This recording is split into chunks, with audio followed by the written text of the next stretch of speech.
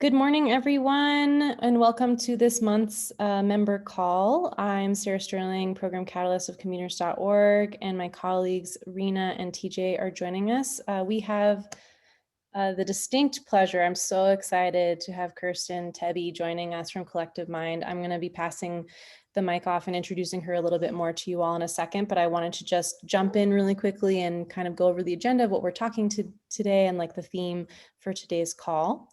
So I'm going to share my screen here with you all. All right. So today we're going to be talking about how to increase network effectiveness. And Kirsten is an expert in this, so that's why I'm just so incredibly happy to have her on the call today. Thank you so much, Kirsten, for taking the time and joining us early today. If you guys notice, I just want to point out we are doing an earlier call today. Once every quarter, we're going to be doing the member calls at a different time to incorporate different time zone. And this is just our effort to be more accessible to people all over the world because we are a global membership community. So Conveners.org, this is only part of our team. We need to update this slide with all the different consultants that we have, including TJ, who's on this call today, and he's our mastermind email marketer guru.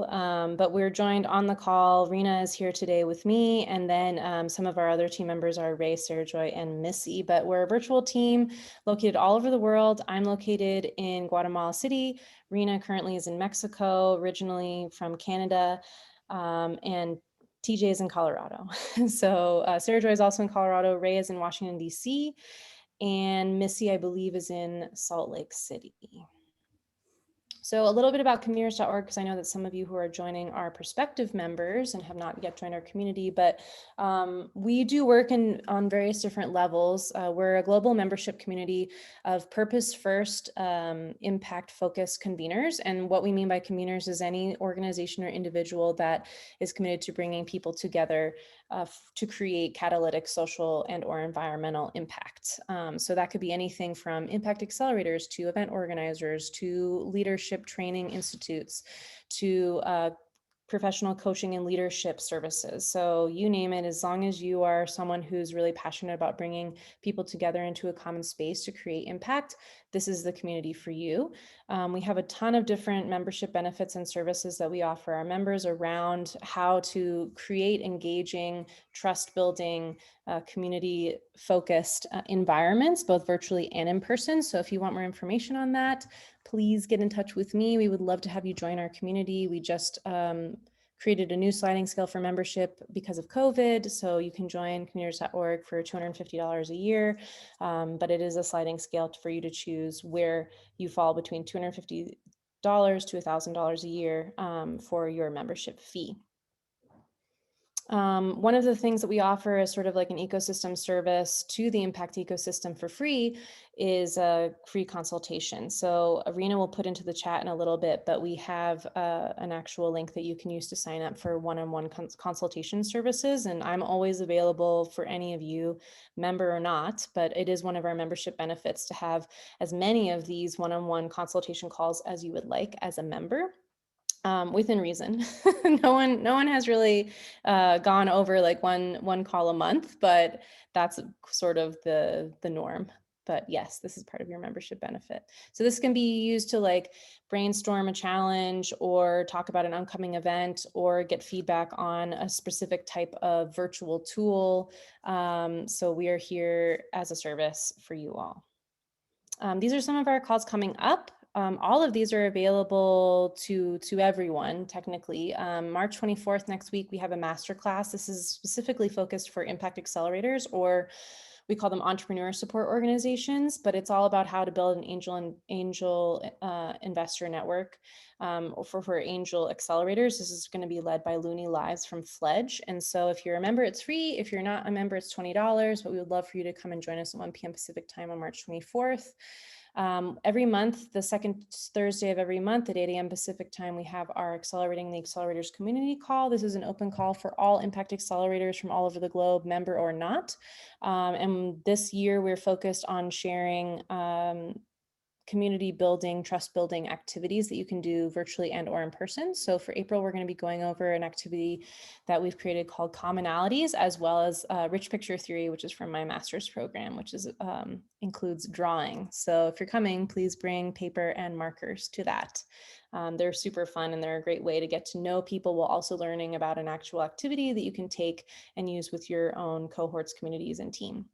And then April 15th, we have our monthly member call. Our member calls are always the third Thursday of every month. This will be at 1 p.m. Pacific time, and we're going to be hearing from JB Media using digital storytelling to amplify your impact. And just one caveat on the timing, it's still kind of to be determined because this specific call will be using their platform during their conference that they're having called Shift. And so I'm still waiting to get 100% confirmation on that, but we'll be sending out all of those information emails soon. Really quick for our agenda, welcome intros. We're going to be doing a quick community connection that Kirsten will be presenting, and then Kirsten will be leading us in an engaging conversation. I just want to note for those of you who haven't joined member calls in the past that we really do see all of our guest speakers as sparks. So their goal is to spark conversations. We really would love our calls to be as interactive as possible. You can use the chat, you can raise your hand if you want to actually like speak verbally, but we would love to have all of you participate as much as possible. So with that, I'm so excited to introduce you to Kirsten Tebbe, founder at Collective Mind. Collective Mind's mission is to support networks and the people who work for and with networks to be more effective and impactful. They provide advisory and consulting support to networks around the world and learning and professional development opportunities to network leaders and managers. So with that, I'm going to stop sharing my screen and hand it over to Kirsten.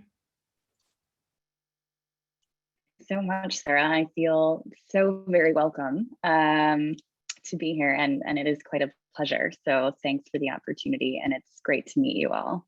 I'm going to share my screen, and we'll get this kicked off.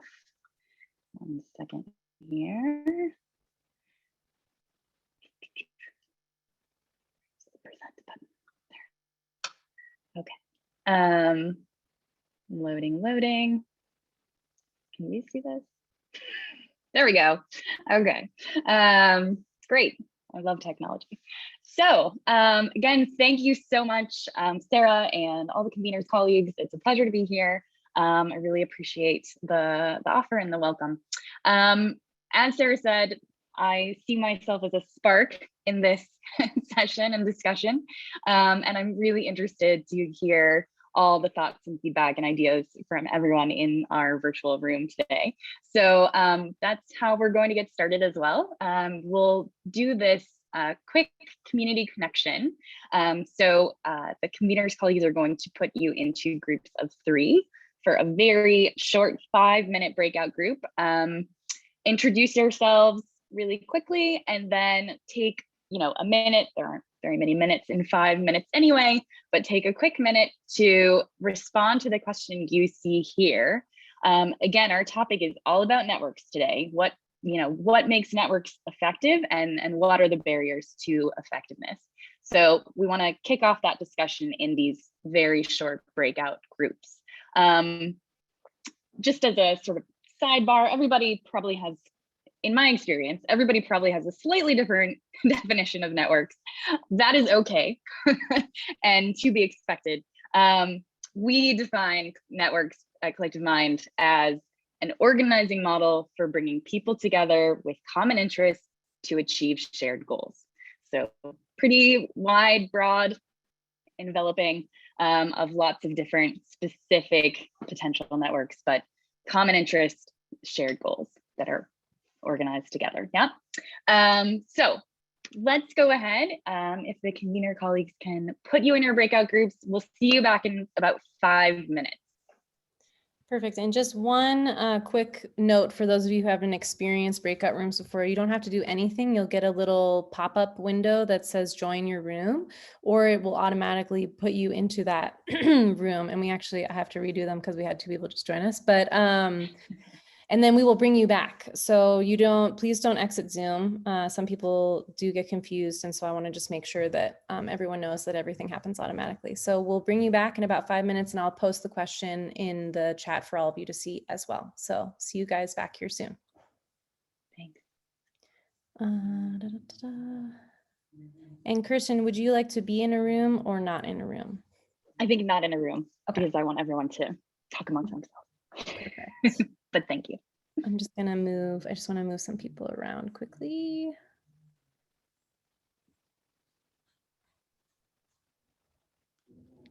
Okay. Great. And you all should have received the link to join your rooms. Colin, I see. And Kirsten, you just don't join your room. It won't let me take you out. Colin,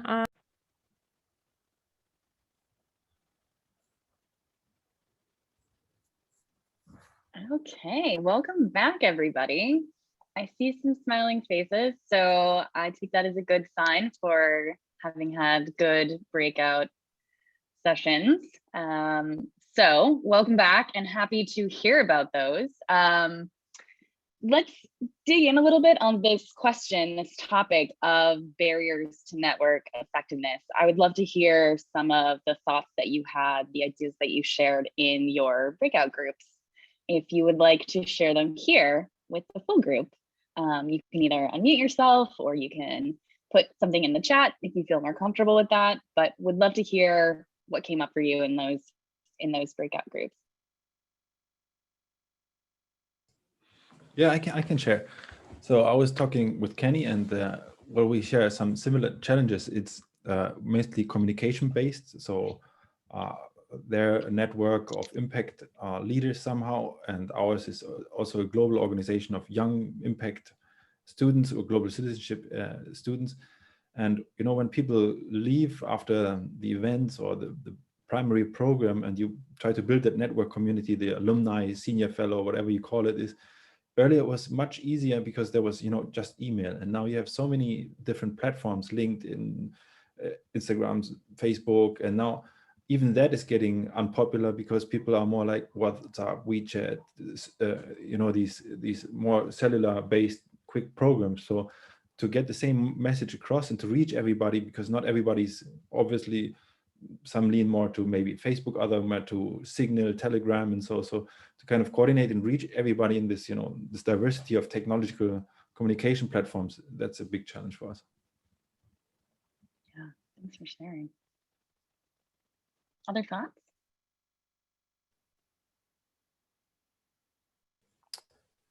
We talked a little bit about kind of some of the champions in our specific lines of work, and whether they identify themselves as champions or not, they really are, but they might be very geographically isolated and not tapped into a network that of peers or maybe parallel organizations that could strengthen their local community, no matter what type of work they were doing. Yeah, yeah. Thanks for that. We have a +1 for Stefan's point about communication, it looks like. Other thoughts? Anything else? We talked a little bit about, I guess, what could be described as connecting up smaller networks within bigger networks and the challenges of overcoming those barriers and getting switching or evolving from you as the central point of being the person who is managing the communications to begin with, to then the point where you want your fellows to be communicating with each other, and also when you have a very big network, that sometimes it can be quite overwhelming and quite difficult just to create a way so that your fellows actually understand all of the different parts and who that they can be connected to. Yeah, great. Any other key thoughts or reflections that came up? Yes, Patricia. Yeah, we talked about just the attention units of getting people attention, and that we all use Doodle. And for some reason, Doodle is confusing for people. And part of it now that I'm listening is that, people are getting information from so many channels now. But even in email, I mean, I've just put out doodles. I've got 3 doodles running right now. And every single time there are people that go, what is this? I don't get it. And I don't get why they don't get it. I think it's pretty simple, but they don't. And so I have to honor that. And it's just, it's hard to get in front of people's eyes, hard to get them to focus on going to click. And then, I mean, even if it's something they really want to do, and then to get them to figure it out. And we were brainstorming what else is there beyond Doodle that you can handle multiple dates, multiple times, and multiple people. So I'm complete. Yeah. That's just on the scheduling front, let alone the, getting things done together front. Right. Yeah, good point. Any other thoughts that came up? Please. We talked about in gatherings and convenings and cohorts, trying to network people intentionally as the organizers. And so Robbie shared this great tool with us called Curious Reactors. It's AI, and I'm going to let Robbie explain it. Okay, so the problem set is you want to intentionally connect people at a gathering, virtual or in person, but it takes a lot of time to do that. And so I put in chat Jenny Rowe, Curious Reactor. I met her, interviewed her, and had her share this with my community. And she built it for science-based conferences initially, but it really is a great idea. She gives people this open-ended questionnaire with like 3 questions, and the AI, artificial intelligence, maps people based on what they are caring about and what they're looking for, and spits out a list of 3 or 4 names that you should go look for at this event. And it's just such a interesting way to like raise the bar, add value, but not have like a team of 10 doing phone calls, research calls, and mapping ahead of time. So I thought people could check that out. And if you can't find a way to reach her, I'm happy to make introductions. That's great. Good information. Thank you. So I want to keep this conversation going, and I want to just share some ideas from my side, from our side with Collective Mind, about what we hear are some of these barriers. Definitely some, I'm just going to share my screen, definitely some commonalities with the points that you're all bringing up and the experiences that you're sharing. So some of the things that we see, my screen is very slow to load today. There we go. So this is a short list of the wide range of potential barriers out there to network effectiveness. And with Collective Mind, we have our own network diagnostic framework that we've developed that helps us to understand and analyze and assess networks. And so from that sort of big picture view of understanding what networks are and how they work and how they function, we see some of these key challenges. So one is just a lack of clear shared purpose. So for us, shared purpose is the vision, mission, the real high level goal that the folks within the network are coming together to try to achieve. So, pretty straightforward, but a common problem nonetheless, that if you don't have a clear vision or mission, lack of this clear shared purpose, it's going to be really hard to do any number of things, right? Somewhat related, we often see this issue of membership in terms of what we call a membership model, which is basically who's in your network, why are they there, how are they engaged and participating, what are the benefits that they receive, what are the contributions that they make, and how that all is determined as also relates to that shared purpose. So you need to have a membership model that encompasses all of the different types of members or stakeholder groups that are relevant to your shared purpose, right? To achieving your higher level vision and mission. And so where you are missing certain stakeholder groups, or where certain you know, parts of your membership model, contributions, benefits, whatnot, are out of alignment, things can become problematic. This third one, I think, encompasses in many ways a lot of the things that you are all mentioning, problems and challenges with attention, with communications, with the technology and the tools to make that happen and do it effectively and efficiently and clearly. So I think many of the things that you were all mentioning we could sort of lump them under this struggles with or lack of member engagement, right? And we also find that a common challenge is the leadership style within the network, which in some ways goes back to engagement and how people are being engaged, how they're asked to participate or welcomed to participate, what that means for them. Some of these points around intentional connections and things of that sort. If we are facilitating leadership within the network, we are likely to have better outcomes than if we're being more hierarchical or directive. But that's pretty counter to how we traditionally work in the world. So we have to really approach leadership in a network in a different way with a different view. And then of course, resources of all sorts, which can include time and attention, right? And I think that's something we see often as challenges for networks on multiple levels, whether that's just a funding issue or really, again, some of these interwoven challenges of member engagement where the folks whose time and attention you need in order to get things done is limited or non-existent for that matter. And I think as maybe an additional point to that, this is something we have consistently heard even more so during the pandemic. I think most networks, I would venture to say that most networks are struggling, particularly with these engagement and communication and attention issues in the pandemic, that we're all just really stretched and in lots of ways, and trying to engage people, trying to get them to participate, trying to connect them to one another.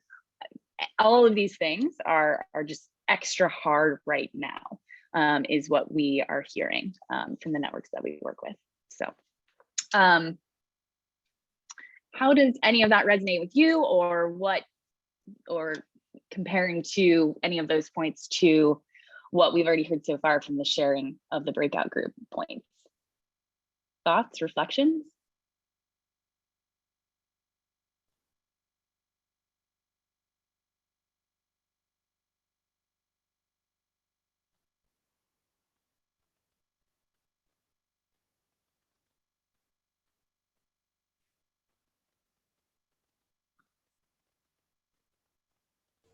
I think it all sounds about right to me in my experience.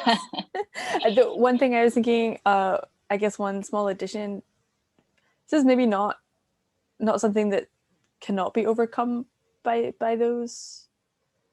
managing the points that you mentioned, but I think something that sometimes is an issue for us, an issue is probably too strong a word, but is when the network is so diverse, that even if they have a common purpose, that they just have very different styles of cultural kind of practices and preferences for communicating. I think you can overcome that with correct leadership. But I think for us, that sometimes once we've ticked all of those boxes, that's kind of the thing which is left over for us still to handle.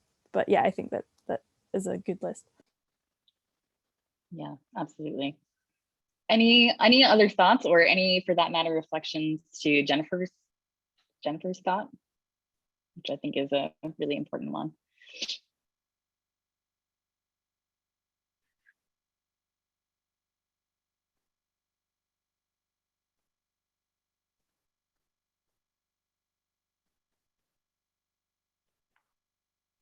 I think the cultural piece of that is really resonating with me. We work with social entrepreneurs globally. I like the word that Brett used in our breakout of under-networked, and they are under-networked. They don't have networks. They don't really know how to tie. And there is a cultural aspect of that too. There's a personality styles and all, but I think there is a cultural aspect in trying to help these entrepreneurs, think about using a network and the power of networks and all of that. It's not necessarily kind of baked into the way that they do business and such. So helping them get to that understanding can be a challenge. Just trying to figure that piece out. Yeah. Thanks, Emma.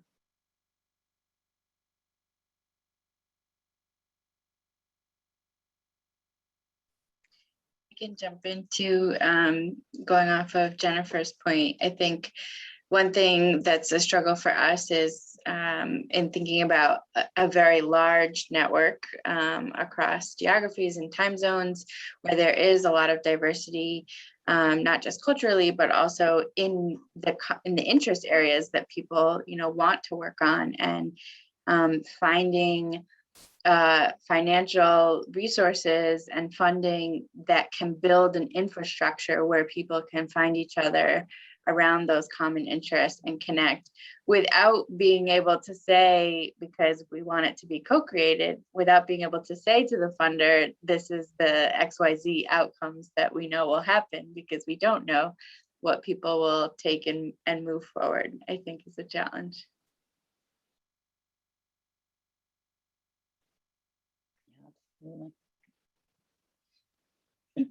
I don't want to cut anyone off, but I just want to share a couple of thoughts.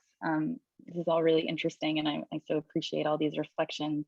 I think, so a couple of thoughts that come to mind in response to these ideas. So one is, so I'm the founder of Collective Mind, and I founded Collective Mind really out of my own experience of working for a network. I'm the secretariat of a network for 6.5 years, a global network, and learning through those struggles what this all means in practice.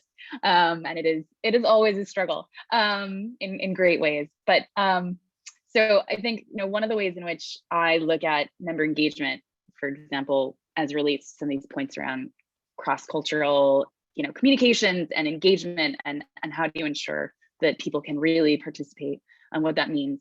I tend to use this a sort of mantra, which is that, as a network leader or manager, my job, of course, is not to force anyone, because that is impossible, to participate or engage, but to give the membership a wide range of means and mechanisms and channels for doing so, right?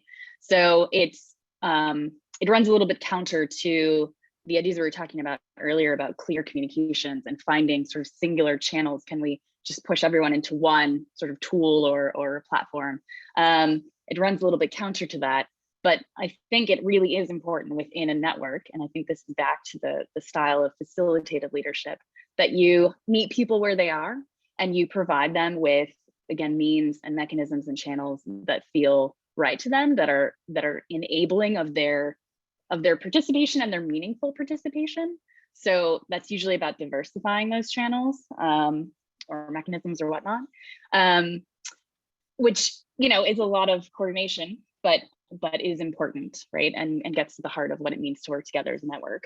And I think this, just maybe one other thought, is sort of around this idea of managing diversity and enabling diversity, fostering and leveraging diversity within a network, both on the sort of, as you mentioned, cultural or geographic or various kind of more practical sides, let's say, as well as on the sort of interest areas on that side. And, I think the beauty of a network is it allows people to come together under the umbrella of that, as we call it, shared purpose, right? Vision, mission, and allows them to engage on a range of subtopics, right? A range of different sort of interest areas underneath that umbrella, and to align and harmonize their efforts in those various ways and connect those pieces, right? We're trying to solve hard, complex problems with networks. So the idea is to bring all of those different pieces together. But I think, there's of course that challenge of being able to create some coherence to that, but B, then find the appropriate funding, which was mentioned, the challenge of finding funding that can actually support the network side of things and what it means to engage people and have them determine and then work towards their own objectives, shared objectives, without this sort of more traditional or sort of in contrast to the more traditional projectized funding that is typically available to networks. And this is a challenge. And I think every network that I know basically struggles with this challenge. But I think there's some work to be done about advocating for different and better funding as well that can allow people to really engage in these ways and towards meaningful outcomes, right? So no real answer there, but yes, I hear you. So any other, before we move into solutions here, opportunities to address some of these barriers, are there any other thoughts on anything that was said so far?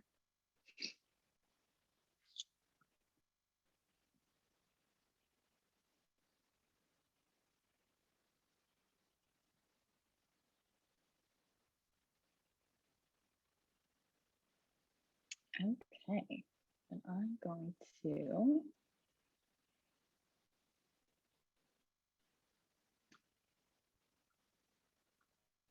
share my screen.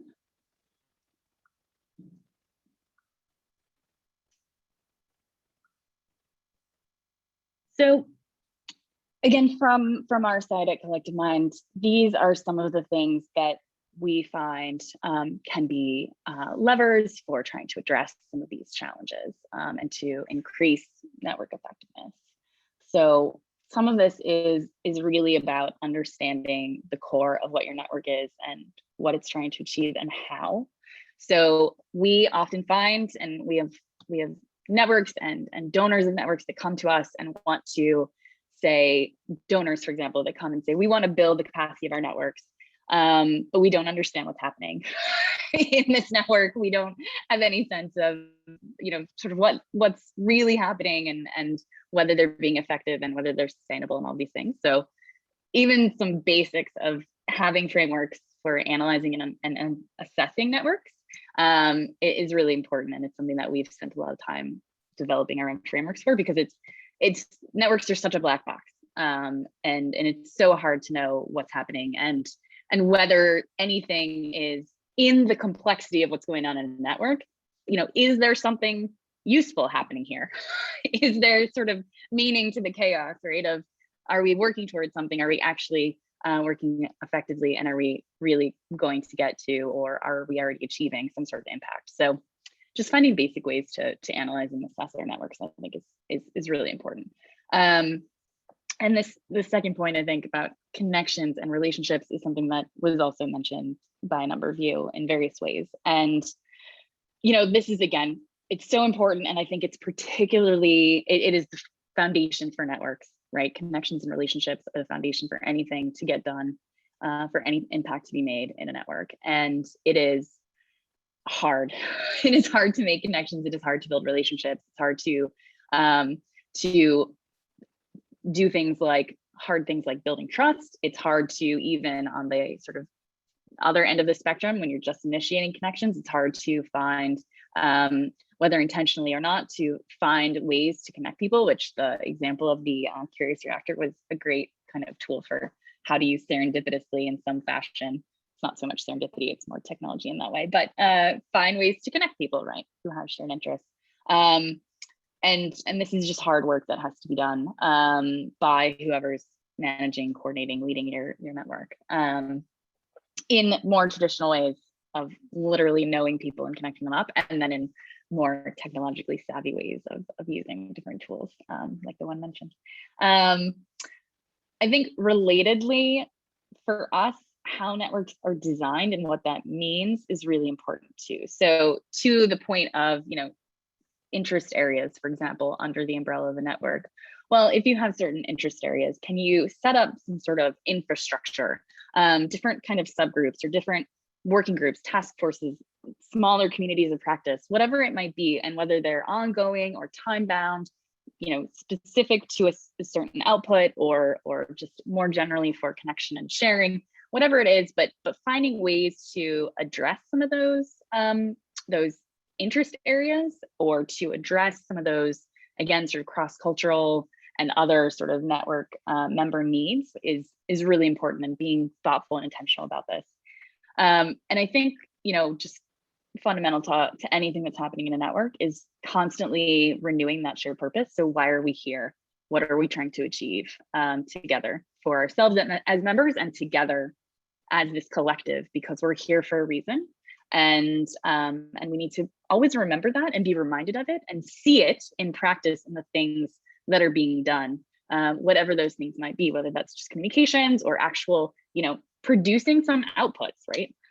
Or trying to, through whatever means, achieve some outcomes, speaking in sweeping generalities here. But I think you get the point of we have to continuously remember why we're here and that we're trying to achieve something together. So really integrating that into every activity of the network.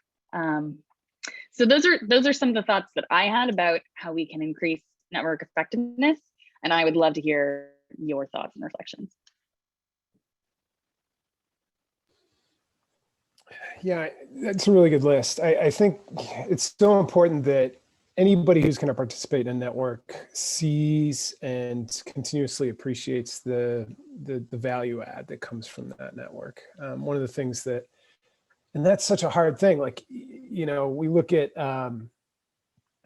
like just the initiation process of getting people to, whether it's an in-person or virtual network, to getting people to adopt that network, to make it a priority. The doodle thing that was brought up before, that's one of 100. If you try to create a virtual community, now you're competing with Facebook and other things that get people's screen time. And so, getting people into the network is a challenge in itself. But then once they're there, how do they, what are they taking away from it? What are they taking away from the experience? What is the value add to their work or to their personal life? How does it align with a mission, a personal or work mission? So that is something that needs a lot of intentionality, because even when you think you have everything figured out, if that piece is missing, then it's going to be a very quiet killer to the network in a lot of ways. Yeah, thank you, Brett. And I fully agree with the intentionality point there. And I think too, so one of the ways in which we think about shared purpose, right, this vision, sort of visionary goal of the network, is two sides, that you're trying to achieve value propositions for your members. So each member is coming for a reason, right? As an individual, as an organization, as a representative of an organization, depending on what your membership is, they need to achieve something for themselves. And then they also come because there's something to be achieved in the network that they can't do on their own, right? That's the raison d'etre of the network. So we have to constantly be aware and then be intentional about both of those, right? What are the members themselves getting? And then what are we doing together? Because that's also why they're coming. So, and that is a lot to hold, right? To hold that knowledge of all the members, to hold all the sort of ways and means, and create all the ways and means, and manage all the ways and means in which you can do both of those. It's a lot, but that's sort of the beauty and the richness of networks is phenomenal, right? Right, to the points in the chat, exactly. Yeah. Other thoughts?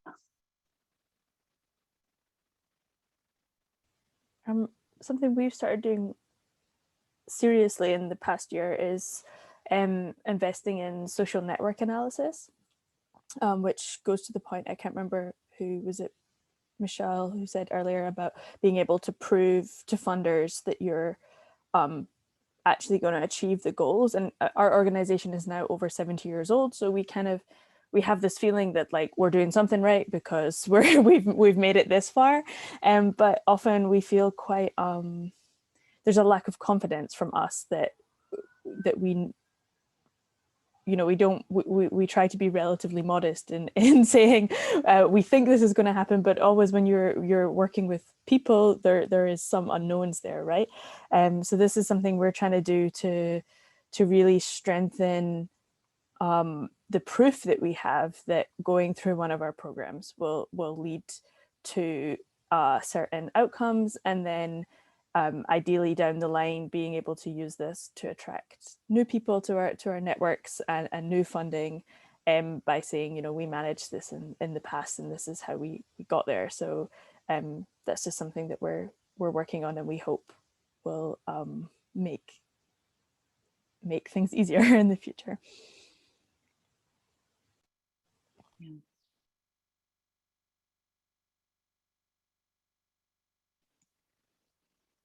What comes up for me as you were describing that, Jennifer, was thinking about outcomes and impact at the start of something that you assume will create outcomes and impact, but also, of course, at the end, right? End of whatever activities or period or whenever you might choose to do some sort of impact evaluation. And I mean, I think it's pretty obvious that networks need different methodologies for evaluating impact, right, than more traditional organizations, by the nature of the work of networks. And I think what's potentially powerful for networks is not necessarily to be able to say we're going to get to very specific outputs and outcomes, but to put them in sort of buckets or categories of, we do these things and we do them very well because we can show from past experience that our, you know, capacity building, for example, or our thought leadership or our advocacy has achieved XYZ outcomes in the past. So we're going to be able to make, you know, impact on this piece moving forward because this is how we do things within our network. And we know that the way we do things, because we've honed those processes for engaging our members and helping them to produce these outcomes and outputs, will get us there, right? So yes, Colin. Yeah, slightly a different approach and off subject at some level, but I've always found if you start by, as you're building the network and building your relationships, we all can see how everybody else can be symbiotic and help and things like this. And everyone's struggling for time and looking for help. So when you first start the network and start building, it's forget about what your goals are at some level and do everything you can to help them. And in helping them, they see, oh, wow, this person's not trying to steal from me or get my contacts or get my clients and things like that. They're genuinely here to help. And out of that, you know, sometimes it's days, sometimes it's weeks, sometimes it's months. All of a sudden they're offering you help and saying, oh, by the way, you do understand we can help you with our program by doing this, this, and this. And all of a sudden you're all working together. By being unselfish at the beginning, you get the help at the end, if that makes any sense. Yeah, absolutely. Absolutely. A nice follow-up point in the chat. I totally agree. And I write a weekly network advice column that we put out in our weekly newsletter. And a few weeks ago, I wrote something on this point, which is that at the outset of establishing a network, basically, even if you say, Colin, it's your idea to have this network, well, the minute that you bring other people into your effort, it's no longer your network, it's our network, right? And it's a we instead of an I. And that is, it sort of goes back to this point about leadership, because the ways that we have to think and operate in networks is very different, right? It's not what we're used to, of being more hierarchical and directive and top down and clear lines of accountability and responsibility and such. None of that exists to us. So we have to operate differently, but it's about the we, not the I.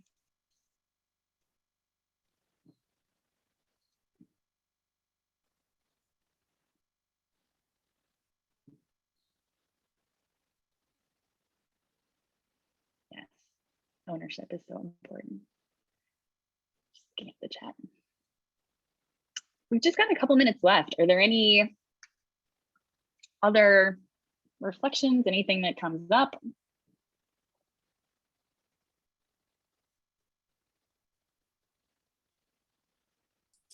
Will the recording of this be posted somewhere? I figured. Okay. And with the slides. Slides are good. Great, good question. Robbie, I think you were raising your hand. I was just thinking about all of this in the context of now we're doing this all virtually. In our small group, we were talking about how some people and some industries have had exposure to the wonderful ways of hosting virtual events has allowed us to do breakout rooms effectively and engage with people in ways that maybe is even easier than in person, because you don't have the awkward, like, how do I walk over this person? What are we going to talk about? You're sent to a room with a question. But then there are other industries, and then there are people who just don't have access because of technology. And there are people who have access, they have the technology, but I just was talking to someone who a year into the pandemic has never been in a breakout room.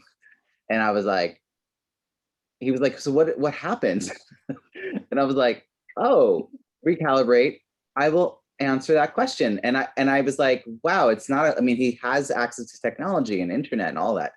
So I just think that part of network effectiveness is using the tools that are available to us to create these spaces and have these conversations. And now that we all have been exposed, whether we wanted to or not, to the power of hosting remote connections, virtual connections, online connections, whatever you want to call it, it's like us being really good at stewarding other people into that experience who have access technically, but like haven't experienced it, and then adapting what we're doing for people who don't have access technically, but are craving these connections. Like, what are the other ways that we can leverage those possibilities for them? So just wanted to throw that into the conversation. Yeah, that's great. Really important. Any other final thoughts?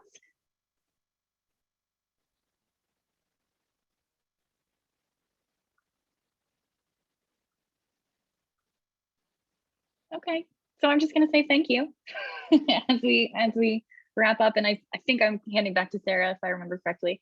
This is my email. That's our website. Just since it came up in this conversation, issues around the pandemic and just now as well, and Robbie, in your comments. So with Collective Mind, we're currently running. We just have started a co-creation process, open to anyone working with or for networks around the world. Starting, it's over the next couple 3 months, about what are the challenges, what are the learnings, what are we facing, and how are we going forward, networks in and after the pandemic, with the ultimate objective to co-create a guidance document for networks to use as we continue to live in this space, and hopefully sooner than later transition out of it, but with potential longer term impacts. So the link to that is right on our homepage if you're interested in participating. The more the merrier, the more the better, the stronger that guidance will be. And would love to just stay in touch, have you sign up for our newsletter, which is weekly, or any of the other things. And again, so grateful. Thank you, conveners. It was such a pleasure. I will hand it back to you, Sarah. And thank you, everyone. Perfect. Thanks so much, Kirsten. And thank you everyone for taking the time out of your busy schedules to join us today. Hope to see you all back at our next member call. If you're a prospective member, please feel free to get in touch with me. I'll leave my email address in the chat. It's sarah@conveners.org. And just have a lovely almost weekend. I call it my mini Friday, are my Thursdays. So and take care. Please feel free to email me with any questions, and we'll be sending out a recap email early next week with a blog post and everything, and the video recording will be available on our website. So thank you everyone, and talk soon. Bye.